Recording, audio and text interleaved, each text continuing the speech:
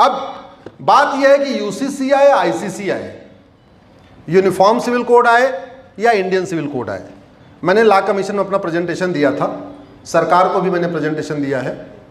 मैंने कहा भाई भारत में कोई ऐसा कानून नहीं है जिसका पहला शब्द यूनिफॉर्म है, और इस यूसीसी का जो विरोध हो रहा है, ये सबसे ज्यादा विरोध इसके नाम के कारण हो रहा है। ये 75 साल में यूनिफॉर्म शब्द इतना बदनाम हो गया है कि इसी को विरोध हो रहा है। आप बस पहला वाला शब्द हटा दो, यूनिफॉर्म सिविल कोड का नाम कर दो इंडियन सिविल कोड, आधी समस्या यहीं खत्म हो जाएगी, आधी समस्या यहीं खत्म हो जाएगी। यूनिफॉर्म सिविल कोड आने से या इंडियन सिविल कोड आने से किसी की भाषा नहीं बदलेगी, क्योंकि ये कोई यूनिफॉर्म लैंग्वेज कोड तो आ नहीं रहा। किसी का कपड़ा नहीं पहनेगा बदलेगा, पहनावा नहीं बदलेगा, क्योंकि यूनिफॉर्म ड्रेस कोड भी नहीं है। किसी की पूजा पद्धति नहीं बदलेगी, क्योंकि ये यूनिफॉर्म प्रेयर कोड भी नहीं है। किसी की आइडेंटिटी नहीं बदलेगी, क्योंकि यूनिफॉर्म आइडेंटिटी कोड भी नहीं है। किसी का रिलीजन नहीं बदलेगा, क्योंकि यूनिफॉर्म रिलीजन कोड भी नहीं है। किसी का कस्टम नहीं बदलेगा। एक कुछ लोग आजकल झूठ कर रहे हैं कि वो आदिवासियों का क्या होगा, ट्राइबल्स का क्या होगा। ये यूनिफॉर्म कस्टम कोड थोड़ी है, इसलिए कस्टम जिसका जो है चलता रहेगा। ये यूनिफॉर्म सिविल कोड है, इसमें 10 चीजें होंगी। शादी विवाह की उम्र समान हो जाएगी, शादी का रजिस्ट्रेशन अनिवार्य हो जाएगा। मैं अपने ड्राफ्ट नहीं आया, लेकिन मैंने पूरी दुनिया की यूसीसी को पढ़ा, उसके आधार पे कह रहा हूं। ग्राउंड्स ऑफ डिवोर्स सबका कॉमन हो जाएगा, प्रोसीजर ऑफ डिवोर्स सबका कॉमन हो जाएगा, गुजारा भत्ता सबको मिलेगा, विरासत का समान अधिकार हो जाएगा, वसीयत का एक समान अधिकार हो जाएगा, एक पति एक पत्नी का नियम सब पे लागू होगा, माता पिता की देखभाल का अधिकार सबको मिल जाएगा, वसीयत विरासत का एक समान अधिकार हो जाएगा। तो अगर आप इसको जरा दिमाग लगा के, दिल से नहीं दिमाग लगा के अगर आप देखेंगे, तो यूसीसी से या आईसीसी से, इंडियन सिविल कोड से हिंदुओं को केवल एक फायदा होगा, उनका शादी का रजिस्ट्रेशन कंपलसरी हो जाएगा। अभी कंपलसरी नहीं है। क्रिश्चियंस को 2 फायदा होगा, शादी का रजिस्ट्रेशन कंपलसरी होगा, इसके अलावा उनका कूलिंग पीरियड कम हो जाएगा। उनका कूलिंग पीरियड अभी 2 साल है, मतलब क्रिश्चियन कपल अगर आपसी सहमति से भी तलाक लेना चाहें, उनको 2 साल वेट करना पड़ता है, उसको कूलिंग पीरियड कहते हैं। पारसी को 3 फायदा होगा, शादी का रजिस्ट्रेशन अनिवार्य होगा, कूलिंग पीरियड भी कम होगा, प्रॉपर्टी का राइट उनको इक्वल रहेगा, वो गैर पारसी से शादी करती हैं तो भी। लेकिन मुस्लिम बेटियों को 11 फायदा होगा। हिंदुओं को 1 फायदा है, मुस्लिम्स को कितना? 11। कैसे? शादी विवाह की उम्र समान होगी, हिंदू जैन बौद्ध सिख में कोई फर्क नहीं, पहले 18 साल है। अभी वहां पे शादी की उम्र प्यूबर्टी है, प्यूबर्टी का मतलब पीरियड आना है, पीरियड आना को मोटा मोटा 9 साल माना गया है। लेकिन दिल्ली जैसे शहर में जहां एयर पोल्यूशन भी है, वाटर पोल्यूशन भी है, नॉइज पोल्यूशन भी है, 8 साल में भी पीरियड शुरू हो जाता है, 7 साल में भी पीरियड शुरू हो जाता है। तो अब शादी विवाह की उम्र समान होगी तो फायदा किसको मिला? जोर से बोलिए। मुस्लिम बेटियों को। शादी का रजिस्ट्रेशन अनिवार्य होगा, सबसे ज्यादा फायदा किसको मिला? मुस्लिम बेटियों को। ग्राउंड्स ऑफ डिवोर्स और प्रोसीजर ऑफ डिवोर्स खत्म हो गए। हिंदू जैन बौद्ध सिख में तो जो ग्राउंड्स ऑफ डिवोर्स है कॉमन है, और procedure of divorce through court है, कोर्ट से तलाक होला है। लेकिन मुस्लिम बेटियों को ट्रिपल तलाक खत्म होने के, यानी तलाक बिद्दत खत्म होने के बावजूद भी 4 तलाक और चल रहे हैं। तलाक हसन चल रहा है, तलाक एहसन चल रहा है, तलाक बाइन चल रहा है, तलाक किनाया चल रहा है, और ये चारों तलाक भी ईमेल से होते हैं, व्हाट्सएप से होते हैं, एसएमएस से होते हैं, कुरियर से होते हैं, हर तरीके से होते हैं। एक लड़की है, रिपब्लिक में काम करती है, जर्नलिस्ट है, बेनजीर हिना, उसके पति ने उसको 3 चिट्ठी भेजा और चिट्ठी पे साइन भी नहीं किया।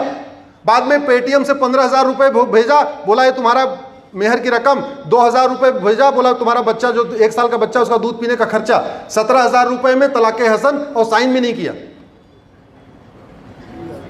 एक कलबुर्गी की लेडी है, वो केस मैं ही लड़ रहा हूं, डॉक्टर अमरीन, डॉक्टर साहब, वो लेडी एमबीबीएस एमएस गायनोलॉजिस्ट, उसका हस्बैंड एमबीबीएस एमडी फिजिशियन, ससुर डॉक्टर, सास डॉक्टर, घर में नर्सिंग होम। और उसने तलाक़े किनाया दे दिया। किनाया मतलब जा मैंने तुम्हें आज़ाद किया, जा मैंने तुम्हें आज़ाद किया, जा मैंने तुम्हें आज़ाद किया।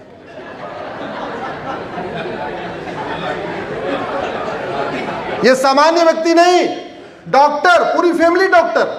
आप लोग गूगल करना, तलाक़े किनाया डॉक्टर सईदा अमरीन अश्विनी उपाध्याय, मिलेगा। मैं उसका केस लड़ रहा हूं। ऐसे सारे लोग मेरे ही पास आते हैं। तो ये तलाक़े बाइन, तलाक़े किनाया, और सबसे बड़ी बात ये कि ये गूगल वो जीमेल से भी हो रहे हैं। ये जीमेल अभी 10 साल पहले आया, ये जीमेल अभी 2000 के आसपास आया, 2002 में आया। ये 1400 साल पहले जीमेल बने, लेकिन उसका यूज हो रहा है। व्हाट्सएप अभी कुछ दिन पहले आया, फेसबुक, टेलीग्राम भी पहले अभी आया। तो प्रोसीजर ऑफ डिवोर्स सबका कॉमन हो जाएगा, सबका कोर्ट के जरिए होगा। तो फायदा किसको मिला? मुस्लिम बेटियों को। जरा जोर से बोलिए भाई। गुजारा भत्ता सबको मिलेगा। हिंदू, जैन, बौद्ध, सिख में पहले है, हमारी मुस्लिम बेटियों को नहीं है। तो फायदा किसको हुआ? मुस्लिम बेटियों को। बच्चा गोद लेने को उनको अधिकार नहीं है, अधिकार मिल जाएगा। फायदा किसको हुआ? मुस्लिम बेटियों को। अभी उनको प्रॉपर्टी का इक्वल राइट नहीं है, विरासत का इक्वल राइट नहीं है, वसीयत का इक्वल राइट नहीं है। यूसीसी आएगा, उनको भी फायदा मिल जाएगा। एक पति एक पत्नी आए चाहे ना आए, हिंदू, जैन, बौद्ध, सिख में कोई फर्क है क्या? नहीं। तो एक पति एक पत्नी का नियम लागू हुआ, सबसे बड़ा फायदा किसको हुआ? मुस्लिम बेटियों को। माता पिता की देखभाल का अधिकार मुस्लिम बेटियों को नहीं है। यूसीसी आएगा, मिल जाएगा। फायदा किसको हुआ? मुस्लिम बेटियों को। तो यूसीसी से, और हम ये इसमें रिक्वेस्ट कर रहे हैं सरकार से, मैं आप सब से भी निवेदन कर रहा हूं, इसमें हम दो, हमारे दो, सबके दो भी जुड़ना चाहिए। उसका भी सबसे ज्यादा फायदा मुस्लिम बेटियों को मिलेगा, सबसे ज्यादा फायदा। क्योंकि सुबह आप सरकारी हॉस्पिटल में जाकर लाइन देख लो, जो लाइन लगी होती है, आपको लाइन से समझ में आएगा सबसे ज्यादा पीड़ित कौन है, सबसे ज्यादा तबीयत किसी खराब है। तो यूसीसी से हिंदुओं को 1 फायदा, क्रिश्चियंस को 2 फायदा, पारसी को 3 फायदा, मुस्लिम बेटियों को 11 फायदा। लेकिन हम सबको इसको मांग करना चाहिए, सपोर्ट करना चाहिए, क्योंकि इससे देश की एकता अखंडता मजबूत होगी।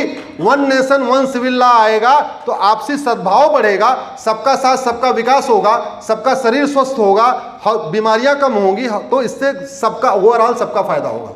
लेकिन इससे देश का फायदा नहीं होगा।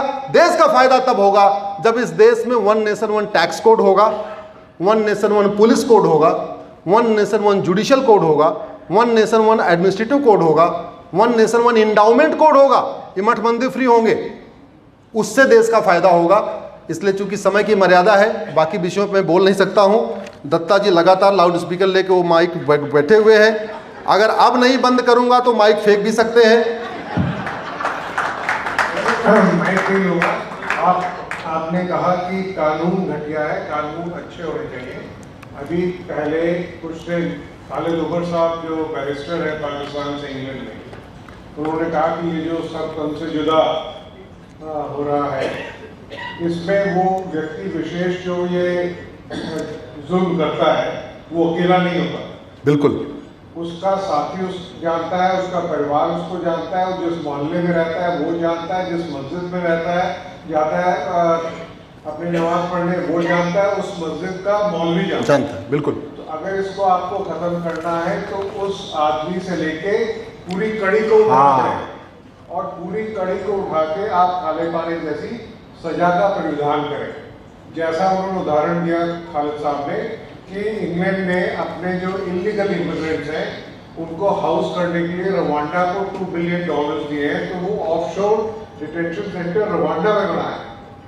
इजराइल ने अपने जो है इलीगल्स को हाउस करने के लिए सोमालिया को पैसे दिए हुए हैं, और वो वहाँ बनाया। तो खालिद साहब ने कहा कि अफ्रीका में तो बहुत सारे पोर कंट्रीज हैं, इंडिया अगर $2 बिलियन दे तो बहुत इन पूरी चेन को रखने के लिए तैयार हो जाएंगे। मेरे ख्याल से बच्चे आगे अमेरिका में बहुत लोग कर जाते हैं। एक बार मैं अंत कर रहा हूँ। मैं कहूँगा ऐसी कोई बीमारी नहीं जिसकी, आप बोलिए, जिसकी कोई दवाई नहीं। ऐसी कोई बीमारी नहीं, ऐसी कोई बीमारी नहीं, ऐसी कोई बीमारी नहीं।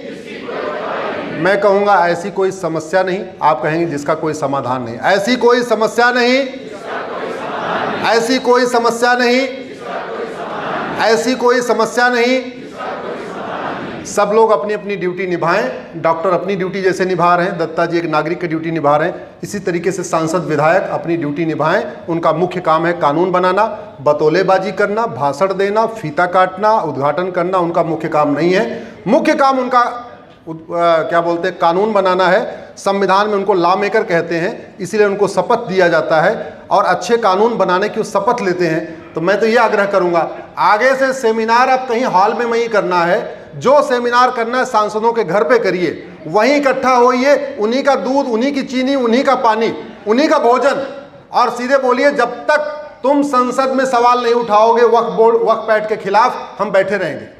जब तक तुम प्लेस ऑफ वर्शिप एक्ट के खिलाफ बिल पेश नहीं करोगे हम तुम्हारे यहाँ बैठे रहेंगे। जब तक तुम ये माइनॉरिटी एक्ट के खिलाफ बिल पेश नहीं करोगे हम बैठे रहेंगे। जब तक तुम घुसपैठियों को फांसी देने का कानून नहीं बनाओगे हम तुम्हारे घर पे बैठे रहेंगे। बस इस देश की जनता और आपका राइट है। अरे भैया, उनको वेतन भत्ता, गाड़ी बंगला इसी काम के लिए मिलता है। भारत में कुल 5500 सांसद विधायक हैं, एमएलए एमएलसी लोकसभा राज्यसभा में लाके। इन 5500 लोगों पे हर साल 55,000 करोड़ रुपए खर्च होता है।